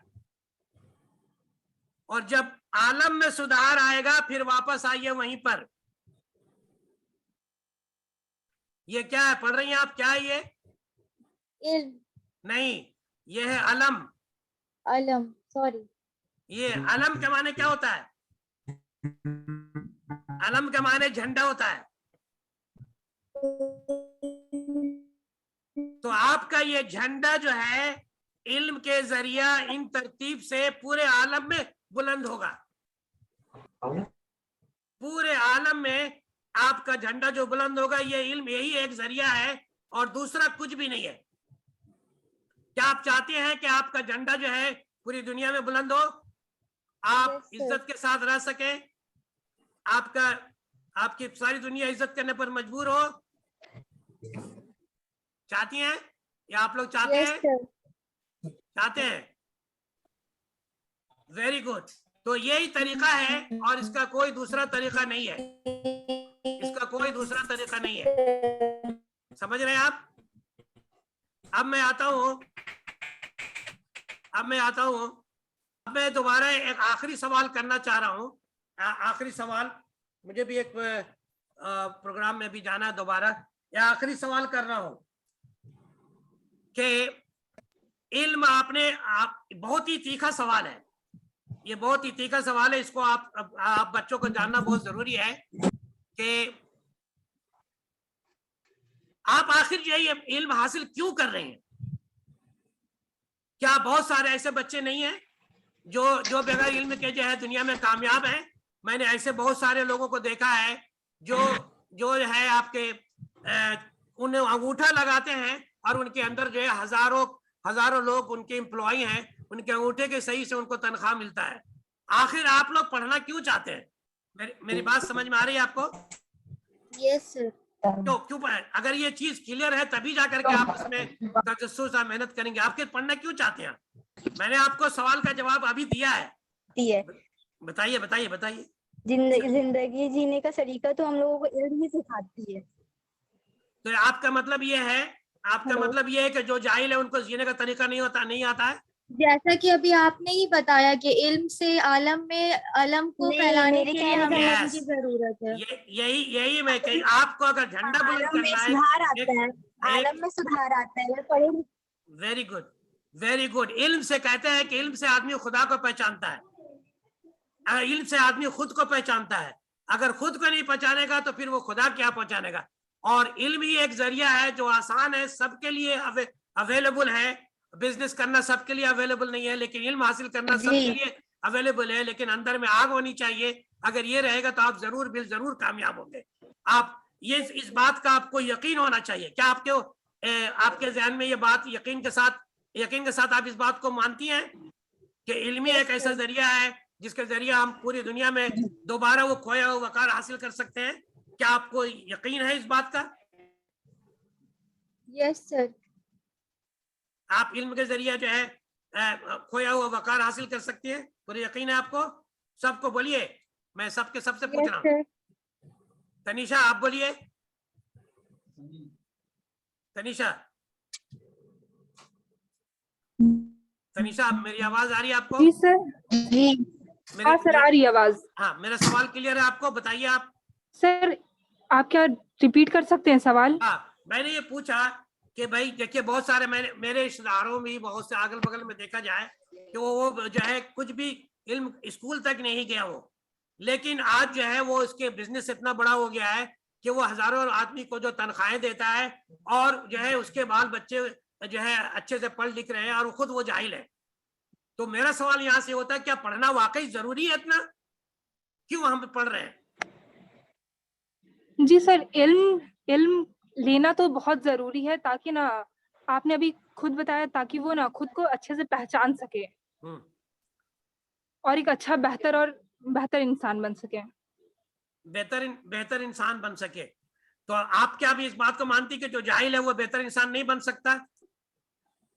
नहीं सर, वो ना इल्म ना मतलब एक दूसरे को इस बात से वाकिफ करा देता है कि ना इंसान को जीने का तरीका किस तरह से, भले जो इल्म ना किसी भी कंडीशन की वजह से जो नहीं ले पाते हैं, लेकिन वो भी इसकी वैल्यू को समझते हैं, इल्म के वैल्यू को। Very good. मैं आपको बताता हूं, कौमों की बरतरी की वजह, एक कौम दूसरे से जो बरतर होगी उसका पैमाना सिर्फ और सिर्फ इल्म और तालीम है। और ये बात मैं नहीं कर रहा हूं, ये बात जो है अल्लाह ताला ने जब शैतान को पैदा किया उसी वक्त साबित कर दिया। अल्लाह ताला ने शैतान को, अल्लाह ताला ने आदम अलैहिस्सलाम को सजदा करने कहा, वो तैयार नहीं हुआ, वो अपने आप को बरतर समझता रहा कि मैं जो है आदम अलैहिस्सलाम से बरतर हूं, मैं क्यों सजदा करूं, मैं उससे बड़ा हूं, मेरा जो तखलीक जो है, मेरी तखलीक आग से हुई, उसकी तखलीक जो है मिट्टी से हुई है, मैं उससे बरतर हूं। अल्लाह ताला ने क्या कहा आप शैतान को? वो जो दंडरत के जितने अज़जार हैं उनके नाम बताओ। शैतान वो जो उसका जवाब नहीं दे सका। फिर आदम अलैहिस्सलाम को कहा गया, उन्होंने सारी बातें बता दी। क्योंकि आदम अलैहिस्सलाम ने वो सारी बात बता दी, क्योंकि उसका मतलब ये हुआ कि आदम अलैहिस्सलाम को उन तमाम चीजों का इल्म था, तो वो बता चुके, और उसी इल्म के बदौलत जो है वो शैतान पर गालिब हुए और जो ये साबित कर चुके कि आदम अलैहिस्सलाम जो है शैतान से बरतर हैं। तो उसी वक्त अल्लाह ताला ने ये मयार बना दिया सारी रहती दुनिया तक के कौमों के लिए कि इंसान की बरतरी या कौमी की बरतरी पैसे से नहीं होता है, उसके जो है किसी और दूसरे जरिए से इंसान की बरतरी हासिल नहीं हो सकती इल्ला तालीम के। ये अल्लाह ने बनाया, इसलिए हमें जो है तालीम में सबसे आगे जाना है। अगर हम बर्तर बनना चाहते हैं, इज्जत हासिल करना चाहते हैं, दूसरों की निगाह में अच्छा होना चाहते हैं, तो फिर हमें तालीम में आगे बढ़ना पड़ेगा। क्या आप इस बात से कन्विंस हैं आप लोग? Yes sir. तो आप लोग खुद इसको ये बातें यहीं तक महदूद रहेंगी ना, इस बात को आप दूसरों में फैलाएंगी? फैलाएंगे हम लोग इस बात को। तालीमी जरूर फैलाएंगे जी। तालीमी एक ऐसा जरिया है जिससे आप हुकूमत कर सकते। आपको मालूम होना चाहिए, देने वाले का हाथ ऊपर होता है और लेने वाले का हाथ नीचे होता है। लेने वाला कभी जो है ताकतवर नहीं बन सकता, वो अपना टर्म डिक्टेट नहीं कर सकता। इसलिए आप इल्म के जरिए लीड कीजिए, इल्म दूसरों को दीजिए।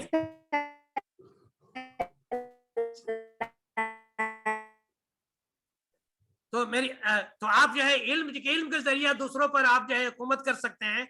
ये एक आसान रास्ता है दूसरा कोई भी रास्ता, आपसे पैसे में दूसरी चीजों में बहुत आगे हैं लोग, और जितनी भी तरक्कियां लोगों ने की हैं सब इल्म के जरिए ही की है। आपके इल्म में होना चाहिए कि दूसरी कौमें जो इतनी तरक्की पर हैं, ये सब इल्म के जरिए है। आज ब्रिटिश करिकुलम पूरी दुनिया पर हावी है, आप जो अंग्रेजी जुबान पूरी दुनिया पर हावी है, आप जो है आप अपनी जुबान से बीट नहीं कर पा रहे उनको, वो पूरी दुनिया में छा गए। ये इल्म ही है जो उनको बर्तर बनाया हुआ है। आज भी हम इसको प्रोसेस को रिवर्स कर सकते हैं अगर हम और आप आज के जो बच्चे हैं वो इरादा कर लें कि हम जो है इल्म के मैदान में सबसे आगे बढ़ेंगे, तो इंशाल्लाह वो जो है वो मुकाम हमें हासिल हो सकता है। आप इस बात से यकीन रखती हैं? यकीन कामिल है आपको? जी सर। मैं इस जी बात सर। को सबसे सुनना चाहता हूँ। तनीषा,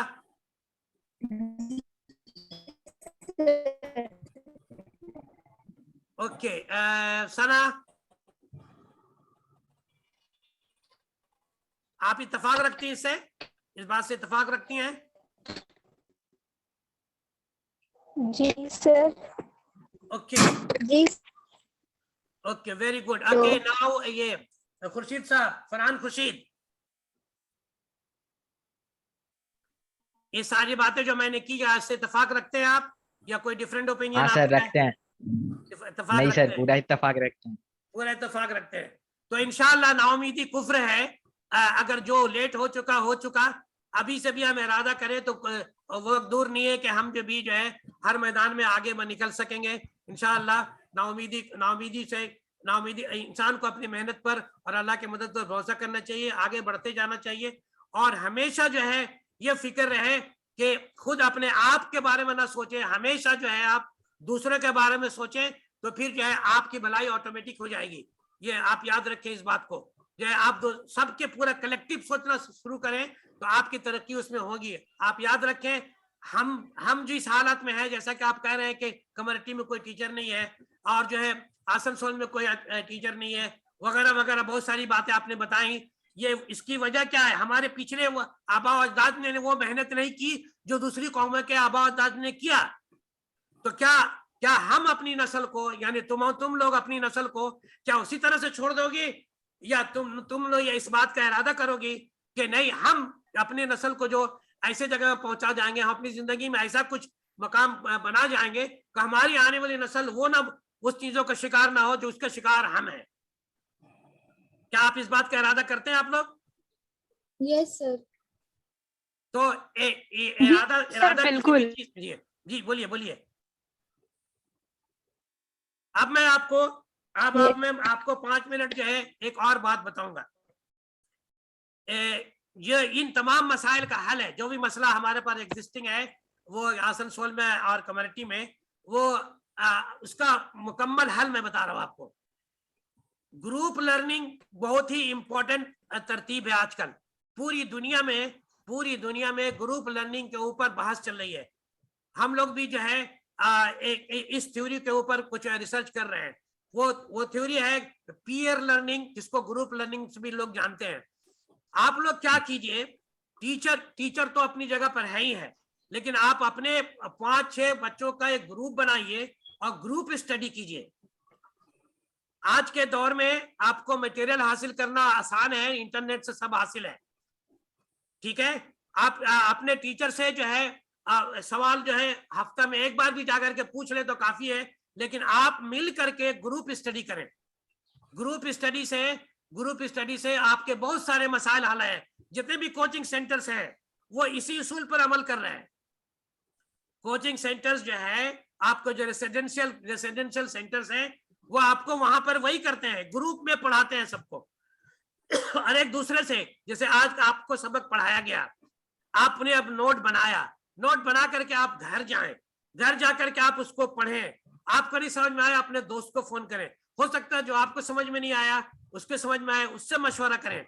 अगर आप देखेंगे 4-5 लोग एक जगह बैठ करके अगर मशवरा करेंगे आप, और आजकल तो ऑनलाइन मुलाकात करना, जैसे आपसे हम बात कर रहे हैं, हम कहाँ दुबई में, आप कहाँ आसनसोल में, इस तरह की मुलाकात तो आजकल जूम पर फ्री है, आप आराम से बात कर सकते हैं। तो आप देखिएगा एट द एंड कि जो चीज पढ़ाई हुई थी आप आपस में मशवरा करके और एक दूसरे के एक्सचेंज करके आप वो चीज को बहुत अच्छे से पढ़ चुके हैं।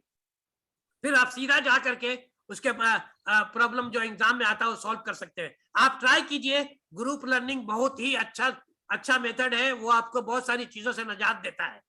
आप टीचर के पास हर वक्त नहीं जा सकते, लेकिन आप एक दूसरे के साथ रात को 10 बजे भी अपने दोस्त को उठा करके आप ये सवाल कर सकते हैं कि भाई आज पढ़ाई हुआ था, तुम क्या, एक ये एंगेजमेंट रहेगा तो आपके सारे दोस्त एक साथ कामयाब होंगे, आप अकेले कामयाब नहीं होंगे। आपके जो आपने जो ग्रुप बनाया है वो सब के सब कामयाब, एक दूसरे के भाई खा बनेंगे, एक दूसरे के खैर खा बनेंगे, और यही कौमी कॉन्सेप्ट है जिसको आज के बाहर के दुनिया में जो है इस पर करोड़ रुपए खर्च करके लोग तरतीब बना रहे हैं।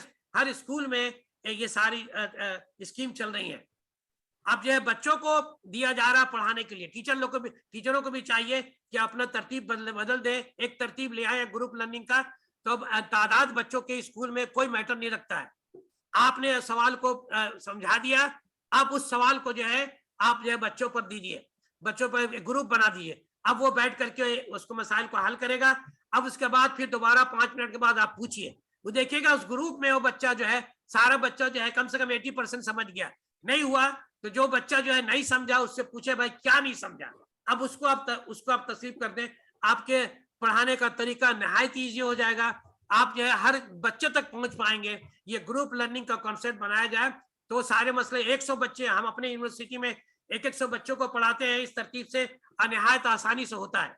तो आप आपस में ग्रुप बना के पढ़िए। Group learning is the best process जो है, आप कम किफायती और टिकाऊ समझ लीजिए इसको, हिंदी भाषा में बोलते हैं हम लोग अपने जुबान में। तो ये जो है आपको अपने टीचर के पास भी जाने की कम जरूरत पड़ेगी। आप ऐसा भी कर सकते हैं, बहुत सारे कोचिंग सेंटर जो है अपना जो मटेरियल बेचता है, आप जो है 6 बच्चे मिलकर के मटेरियल खरीद लें, एक खरीदे, सबको शेयर करें, आप उससे जो पढ़े, ऐसा भी कर सकता है। और आपस में पढ़े, जो समझ में नहीं आया एक दूसरे को शेयर करें। और हो सकता है कि 80% आपको समझ में नहीं आएगा, फिर किसी कोचिंग सेंटर के पास जो बच्चा जा रहा है, जो अच्छा कोचिंग सेंटर में जा रहा है या फिर अच्छे टीचर से पढ़ रहा है, उसके जरिए उस सवाल को हवाल कर ले, एक दूसरे को शेयर करें। तो ये कौमी खिदमत भी होगी। ग्रुप लर्निंग से आप कौमी खिदमत भी कर रहे हैं, एक दूसरे की मदद भी कर रहे हैं, और सब के सब मिल करके कामयाब होंगे। आपको हकीकी माने में खुशी होगी। आपको मेरी बात समझ में आ रही है जो मैंने बताया आपको? Yes sir. तो आप लोग ऐसा इरादा करें, ऐसी कोशिश Yes, करेंगे sir. आप? जी सर, बिल्कुल कोशिश जरूर करेंगे। हाँ, आप देखिए एक आमतौर से मेरा 35 साल का स्कूल टीचिंग और यूनिवर्सिटी टीचिंग का तजुर्बा है। मैं जानता हूँ कि बहुत सारे बच्चे ऐसे भी होते हैं जो बहुत रिजर्व रहना चाहते हैं, वो किसी से शेयर करना नहीं चाहते हैं। मैं तमाम बच्चों का एक मसला करें, जितना शेयर कीजिएगा कि इल्म हासिल करने का, इल्म में परफेक्शन लाने का 3 तरीका है। पर अभी तरीका बदल दिया। पहले था कि आप 1 बार पढ़िए, 5 बार लिखिए, और उसके बाद ज्यादा और समझना है तो किसी को पढ़ाइए। जब तक आप किसी को वो चीज नहीं पढ़ाइएगा, आप उस इल्म को परफेक्टली नहीं जान पाइएगा।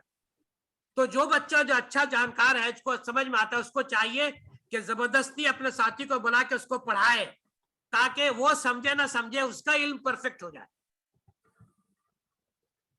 आप जो है खाली पढ़िए नहीं, पढ़ करके लिखने की कोशिश कीजिए। आपने 1 बार पढ़ा, उसको 5 बार लिखिए। आप उसके बाद देखिए कि आपके जहन में वो पूरी बातें आसानी से आ जाती हैं। आखिरी बात एक और है कि 2 तरह के स्टूडेंट होते हैं। एक होता है गुड एग्जामिनी, एक होता है गुड स्टूडेंट। गुड स्टूडेंट वो है जो कॉन्सेप्ट को बहुत आसानी से समझ जाता है, अल्लाह के फजल से उसके दिमाग तेज है, वो बहुत आसानी से समझ जाता है और उसको रिटेन करता है। एक दूसरा है वो बच्चा जो जानता है कि इम्तिहान में कैसे हम compete कर सकते हैं। आज का जो दौर चल रहा है, जितने भी कोचिंग सेंटर हो रहे हैं, कोचिंग सेंटर्स आपको गुड स्टूडेंट नहीं बना रहे हैं, आपको गुड एग्जाम नहीं बना रहे हैं, आपको ऐसा ट्रेनिंग दे रहे हैं ताकि आप जो है उस एग्जाम को क्रैक कर सकें। लेकिन आप जो है बहुत अच्छी तरह से सीख पा रहे हैं, ये बहुत ही कंट्रोवर्शियल बात है। अगर ऐसा होता तो आज पूरी दुनिया में हर चीज का, जितने बच्चे हिंदुस्तान में पढ़ रहे हैं, जितने बच्चे मेहनत करते हैं हिंदुस्तान में, आज कोई भी थ्योरी, कोई भी ऐसा नजरिया जो है वो नोबेल प्राइज हिंदुस्तानियों को नहीं मिलता, क्योंकि यहाँ जो है गुड एग्जाम नहीं बन रहा है, गुड स्टूडेंट पैदा नहीं हो रहा है। गुड स्टूडेंट जो होगा, जो आउट ऑफ बॉक्स चीजों को सोचता है, लेकिन चूंकि हमारा सिस्टम ऐसा बन गया है, हमको गुड स्टूडेंट, गुड एग्जामिनी बनने पर मजबूर हैं, नहीं तो हमें जो है सीट नहीं मिलेगा जो हम पढ़ना चाहते हैं। तो मेरी मेरी मेरी एक ख्वाहिश होगी, मेरा रिक्वेस्ट होगा कि अगर आप इवन इफ आप जो अगर पास कर दिए, आप अपने मकसद में कामयाब हो जाए, तो आप जो है गुड स्टूडेंट बनने की कोशिश कीजिए, क्योंकि दुनिया में नाम कमाने के लिए आपको गुड एग्जामिनी तक महदूद रहना नहीं होगा, आपको गुड स्टूडेंट बनना होगा। गुड स्टूडेंट वो है जो कॉन्सेप्चुअली क्लियर होता है हर चीज का। यहाँ मौका नहीं है, मैं ज्यादा बात पूरी बातें मैं नहीं बता सकता। तो ये जो प्रोग्राम मैंने रखा था, मैं आपको सिर्फ जो है तारीफ करने के लिए नहीं बुलाया था, मैं आपको एक जिम्मेदारी सौंपने के लिए बुलाया था। मैंने आपको कि आप महसूस करें कि अब आप खास बन चुके हैं, आप जो है कौम के एक कौम के नुमाइंदा आप बन चुके हैं। अब आपको जिम्मेदारी लेनी होगी, आपको अपनी सलाहियत को सस्टेन और प्रोग्रेसिव बनाना पड़ेगा, ताकि और आप आगे बढ़ते जाएं और ज्यादा डेडिकेटेड एफर्ट लगाएं। ये जिंदगी के आपके 5-6 साल जो है बहुत ही कीमती है। आप जो है इसमें अगर आपने ट्रेन मिस कर दिया, तो आप ये समझे कि पूरी जिंदगी आपको पछताना पड़ेगा। आपको किसी भी तरह से ये 5-6 साल जो है, आपको जो भी है, आपको 6 साल आपके हो गए, 4 साल इंजीनियरिंग के अगर लिया तो 4 साल प्लस 2 इयर्स 6 इयर्स, और जो आगे पढ़ना चाहते हैं मास्टर डिग्री या मेडिकल करना चाहते हैं तो उनके लिए 8 साल। ये आपको डेडिकेट करना होगा, अपनी जिंदगी को देना होगा अपने आप को। अगर आप चाहते हैं कि आपकी जिंदगी बने, तो आप अपनी जिंदगी को अपने हवाले कीजिए, डेडिकेट कीजिए, ताकि जो है आपका आने वाली जिंदगी बेहतर से बेहतर हो सके। वरना जो है पास तो सभी करते हैं, कामयाब कितना होता है ये तो देखने की बात है, हम देख ही रहे हैं। जैसा कि मैंने बताया, अभी हायर सेकेंडरी में एक भी बच्चों का नाम जो है कहीं से मैंने देखा नहीं अखबारों में कि साइंस पढ़ने वाला कोई बच्चा कामयाब हुआ। ये हो सकता है कि मैंने नहीं देखा हो, आपका इल्म होगा, लेकिन ये बात मेरी क्लियर है कि बहुत कम बच्चे जो है हायर सेकेंडरी में इस बार कामयाब हुए हैं साइंस में। लेकिन अल्लाह का फजल है, मैं देख रहा हूँ कि लोग 90% से अबव जो है आर्ट्स में और जो है ज्योग्राफी में 99% 98% मार्क्स लाए हैं बच्चे। लेकिन जो कौमों की तरक्की जो रास्ता जहां से खुलता है वो साइंस और मैथमेटिक्स का रास्ता है। अल्लाह करे कि आप तमाम जो है इस बात को आसानी से समझे। लेकिन ऐसा भी नहीं है कि और भी दूसरी फैकल्टीज आपके लिए नहीं है। आजकल लॉ जो है बहुत ही ज्यादा पॉपुलर हो रहा है। इसके अलावा हर फील्ड में, जिस फील्ड में आप जाएं, आप उसमें यक्ताए रोजगार बने। आपको इवन आप फारसी पढ़िए और उसमें आप जो है यक्ताए रोजगार रहिए, आप कामयाब होंगे। कहीं भी रहिए, कुछ भी पढ़िए, उसमें आप पूरा डेडिकेशन हो, आप अपनी जिंदगी को अपने हवाले कीजिए 6 ईयर, आप जरूर कामयाब होंगे। आज के दौर में एक लॉयर की इतनी तनख्वाह है उतना IIT का भी नहीं है। आजकल लॉयर भी कैंपस सिलेक्शन हो रहे हैं, लॉ की भी तालीम बहुत अच्छी है। तो जो लोगों ने हायर सेकेंडरी पढ़ा है और लॉ पढ़ना चाहते हैं, तो मैं उनको कहूंगा कि जरूर पढ़िए, क्योंकि कौम को भी लॉयर की जरूरत है, कौम को भी। और आखिर में मैं आपको एक बार मशवरा दूंगा कि आप लोग जो है आपस में जो ग्रुप बनाएंगे, उसमें इंग्लिश कन्वर्सेशन का एक सेशन रखिए। आप इंग्लिश में कन्वर्सेशन रखिए। आप क्योंकि आपके जितनी भी किताबें आप आगे पढ़ने वाली हैं, वो पढ़ने वाले हैं, वो सब अंग्रेजी में अच्छी किताबें मिलेंगी, आपको अपनी जुबान में किताबें नहीं मिलेंगी।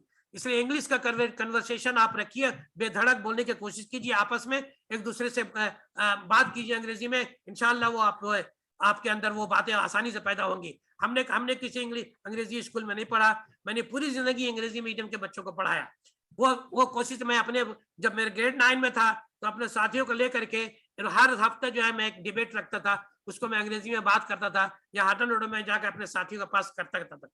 तो आज उसका फायदा हमें मिल रहा है। जितनी भी कामयाबियां मैं अपनी जिंदगी मुझे हासिल है, मैंने बहुत सारे कंपटीशन कामयाब हुए हैं, जो बहुत कम लोगों को नसीब अल्लाह ताला ने दिया। लेकिन वो सारे के सारे में 2 चीजों का कंट्रीब्यूशन रहा है, वो रहा इंग्लिश और मैथमेटिक्स का। आपकी जिंदगी में भी यही चीज काम आने वाली है। आगे चल के जहां कहीं भी जाएगा मैदान में, चाहे IAS बनिए, कुछ भी बनिए, आपको अंग्रेजी बहुत ही अच्छे तरीके से जानना है। ये नहीं जानिएगा तो आप जो है कामयाब नहीं हो सकेगा, बहुत वक्त लगेगा। ऐसे हम लोग तो मुसलमान यकीन रखते हैं कि अल्लाह रिज़्क देने वाला, वो अलग चीज है, लेकिन जो बातें मरवजा है उसको आप इग्नोर नहीं कर सकते।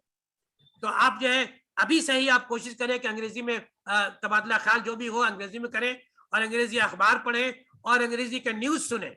इससे आपका जो फ्लुएंसी बढ़ेगा और आपका कॉन्फिडेंस बढ़ेगा। आप गौर से देखिए, जो अंग्रेजी बोलता है उसका कॉन्फिडेंस लेवल देखिए। अभी अभी वो बच्चा वो आया नहीं है, वो ज्वाइन नहीं किया, रिसना का बच्चा, वो अंग्रेजी, उसको खास करके मैंने मदद किया था कि ताकि मैं ये भी मिसाल दे सकूं कि जो है इस बच्चे का मार्क्स जो है 654 है, वो अपने स्कूल में उसका टॉप रैंक नहीं है। इसका मतलब हुआ कि वहां इंग्लिश मीडियम में बच्चे और भी ज्यादा मार्क्स हासिल किए हैं। तो मेरा कहने का मकसद किसी को डिमीन नहीं करना है, मैं आपको आगे का रास्ता बताता हूं कि कौन सा माल बिकने वाला है, मार्केट में कौन सी चीज की डिमांड है, और इसका आप ख्याल रखें। आप अंग्रेजी पर भी मेहनत करें, और अल्लाह ताला, मेरी दुआ है कि अल्लाह ताला आप तमाम को जितनी भी आप चाहते हैं उससे ज्यादा तरक्की दे, मेरी ये ख्वाहिश है। और आप लोग को किसी तरह का कोई भी सवाल हो जहन में, तो आप जो है मेरे फेसबुक पर, मेरे व्हाट्सएप पर आप भेज सकते हैं। मैं कोशिश करूंगा, मेरे पास इतना वक्त तो नहीं रहता, लेकिन मैं कांटेक्ट करता हूं। मैं अपने फेसबुक पर बहुत सारी नौकरियां भी डाउनलोड करता हूं, जो लोग हैं वो दूसरे को शेयर कर सकते हैं। यहाँ मेरे कनेक्शन में बहुत सारे लोग हैं जो मुझे भेजते रहे नौकरियों के हवाले से। माध्यमिक के बाद भी जो लोग अच्छा मार्क्स नहीं ला सके हैं, कुछ करना चाहते हैं, उनके लिए बहुत सारे कोर्सेज हैं। आप जब गूगल पर जाइए, खाली लिखिए कि job certificate courses, diploma courses और आफ्टर में ग्रेड 10, हजारों कोर्सेज हैं जिसको पढ़ करके आप अच्छी जिंदगी गुजार सकते हैं। तो वो तमाम लोग जो अच्छा मार्क्स नहीं लाए हैं, अपने आप को फिट नहीं समझ रहे कि आगे पढ़े, या उनकी कोई मजबूरी है, तो जरूर बहुत सारे सर्टिफिकेट कोर्स ऐसे हैं जो मेडिकल के लाइन से है, इंजीनियरिंग के लाइन से है, डिप्लोमा कोर्सेज है, उसमें आप जाएं और जा करके उसमें भी आप कामयाबी हासिल कर सकते हैं, क्योंकि मैदान बहुत खुला है। आपको जानकारी की जरूरत है, ये जानकारी मैं आपको दे रहा हूं। आप आसानी, आज का दौर अच्छा है कि आपको हर चीज दस्तयाब है फिंगर टिप्स के ऊपर। हमारे जमाने में ये सब चीजें बिल्कुल नहीं थी, आपके जमाने में सब कुछ, आप लोग खुशकिस्मत हैं कि आपकी जानकारी आपके फिंगर टिप्स में है। जो भी चाहे आपको हासिल है, नॉलेज पूछिए, सवाल पूछिए, आप जो है मटेरियल ढूंढिए, सब कुछ आपको है, आपके अवेलेबल है। खाली आपको कोशिश करनी है, एक डेडिकेटेड एफर्ट करना है। उम्मीद है कि आप मेरा मैसेज आपको मिल गया होगा। आप लोग एक बार फिर से मैं आपसे पूछूंगा, क्या अब जो मैंने बात कही उसमें से कौन सी बात गलत है वो मुझे बताती जाए, और अगर मैंने सही बात कही है तो उसको आप यहाँ ये वादा कीजिए कि आप इस बात पर अमल करेंगे, 1 by 1। और आखिरी सवाल है, अब साहबा तुम ही बताओ, मैंने कौन सी बात जी सर, गलत कही है? हम लोग जरूर इस बात पर अमल करने की। Very good. कोई ऐसी बात आपको इसमें गलत नजर आई? नहीं सर, बिल्कुल नहीं। बिल्कुल नहीं। अब देखिए, अब यहाँ पर मैं खत्म करना चाहता हूँ, लेकिन कभी कभी ऐसा होता है दुनिया में, जो है आमतौर से वालिदैन बच्चों को देखभाल करते हैं, लेकिन आज के दौर में जो सिनारियो है, जो डेटा बता रहा है कि बच्चे जो है माँ बाप से ज्यादा तालीम याफ्ता है। तो अब जो है जिम्मेदारी रिवर्स हो गई है। मैंने 2012 में एक नारा दिया था कि अब जो है बच्चों को अपने वालिदैन को कंट्रोल करना होगा। अब जो है बच्चे जो है अपने वालिदैन को कंट्रोल करें कि आप घर से बाहर, जब मैं पढ़ रहा हूं आप घर में रहिए, मैं देखिए कि मैं क्या कर रहा हूं। आप जो है आप अपने वालिदैन को, जो फजूल कामों में जो लोग बाहर जाकर के गपशप कर रहे हैं, चाय की दुकान में बैठ करके गपशप कर रहे हैं, आप बच्चे हैं कंट्रोल कीजिए, उनका वक्त आपकी निगरानी में लगे। वो कोई आपका भाई का दोस्त या बहन सहेली के साथ आप नहीं जाए अपने स्कूल, आपके वालिद फुर्सत में तो वो ले जाए आपको, आप उनके यानी उनको आप निगरान बना करके रखें, उनको सुधारें आप। ये जिम्मेदारी आपके ऊपर है, क्योंकि आप इल्म के हवाले से ज्यादा जानकारी रखती है अपने वालिदैन के बारे में। उनको एक्टिव बनाइए, उनको अपने सेहत के हवाले से जानकारी दीजिए कि आपको ये खाना है, ये नहीं खाना है, ये सारी बातें सही है, ये गलत है। ये भी आपकी जिम्मेदारी अब बन गई है, क्योंकि आज के दौर में जो बच्चे जो है अपने माँ बाप से बहुत से हवाले से ज्यादा पढ़े लिखे हैं, वो ज्यादा जानकारियां रखते हैं। यहाँ पर आप लिहाज ना कीजिए, यहाँ पर आप सिखाइए उनको, ये आपकी जिम्मेदारी है। उम्मीद है कि मैंने भी जो बात कही आपको समझ में आई होंगी, और कुछ ऐसी बातें जो मैंने सख्त कही हैं, मेरा मकसद किसी को दिल आजारी नहीं करना है। मैं चाहता हूँ कि ये सारी बातें लोग जो मेरी समझ में आती हैं, मैं अपना फरीजा अदा कर रहा हूँ। जो तुम खुद के लिए पसंद करते हो, दूसरों को पहुंचाओ, मैंने आप तक पहुंचा दिया। अब आपकी जिम्मेदारी है कि आप जो इस पर अमल कैसे करते हैं। तो आखिर में मैं कंक्लूड करूंगा, जो बातें मेरे जहन में, जो कंक्लूसिव रिमार्क में देता हूं, वो ये है कि आप लोगों के गुफ्तगू से चंद बातें वाजे हुई मुझे। नंबर वन के आपके स्कूल में हायर सेकेंडरी के हवाले से बहुत सारे मसाइल हैं। अब इन मसाइल का हल आप तो नहीं कर सकते, लेकिन आप ये कीजिए कि आप जो है मुरासले लिखिए अखबारों में, और इन सब बात को आप अखबारों में भेजिए कि भाई हमारे इलाके में बच्चे साइंस पढ़ना चाहते हैं, कौम हमारी इस मसले का क्या हल निकाल रही है। मरासले बराबर लिखें और लिखवाएं और भेजें, और जहां कहीं भी कोई प्रोग्राम हो रहा है आप बबांगे दौल इस बात को करें कि हम साइंस पढ़ना चाहते हैं, हम भी इंजीनियर बनना चाहते हैं, हम भी डॉक्टर बनना चाहते हैं, हम भी हुकूमत करना चाहते हैं, तो हमें जो है ये सहूलतें फराहम की जाए। कौम इस बारे में क्या सोच रही है। दूसरी बात जो आप समझ में आई, आप लोग माशाअल्लाह वेल प्लान है, वेल डिटरमिन्ड है। आप जो है अपने आने वाले जो बच्चे हैं जो ग्रेड 9 में अभी हैं, 10 में जाएंगे, आप जरूर उनकी नुमाइंदगी करेंगे। उनको अपने आपने जो मसाइल झेले हैं उनसे उनको झेलने नहीं देंगे। उन मसाइल से आप उनको वाकफियत दिला करके पहले से तैयारी करवाएंगे।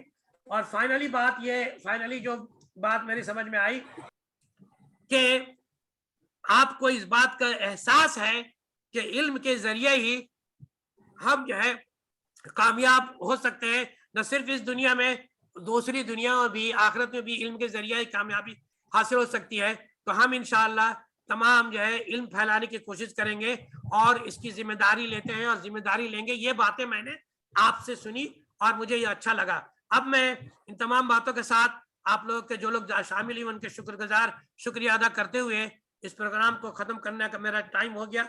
ये 8 बज गया आज, यहाँ 8 आपके यहाँ 9:30 बज गया। टाइम जो है कुछ ज्यादा हो गया है, तो मैं अब यहाँ पर इस बात को खत्म करता हूँ। आपका टाइम अगर ज्यादा मिला है तो उसके लिए मैं माफी चाहता हूँ, और उम्मीद है कि आप जो है इन तमाम बातों पर अमल करके दोबारा आपसे जब मुलाकात हो हायर सेकेंडरी में, अगर मैं आपको दोबारा इंटरव्यू ले सकूं, तो मैं ये जानने चाहूँ कि देखूंगा कि आप जो है जितना नंबर अभी लाए हैं उससे कहीं ज्यादा हो। अल्लाह आपको हर तरह से कामयाब करे। तो Okay, sir. Thank you for your advices and motivational speeches. Very good, ठीक है। तो मैं यहाँ से अब जो है Thank you so much, sir. thank you very much, thank you very much to all of you. I give my regard to your parents, okay? Okay, sir. Okay.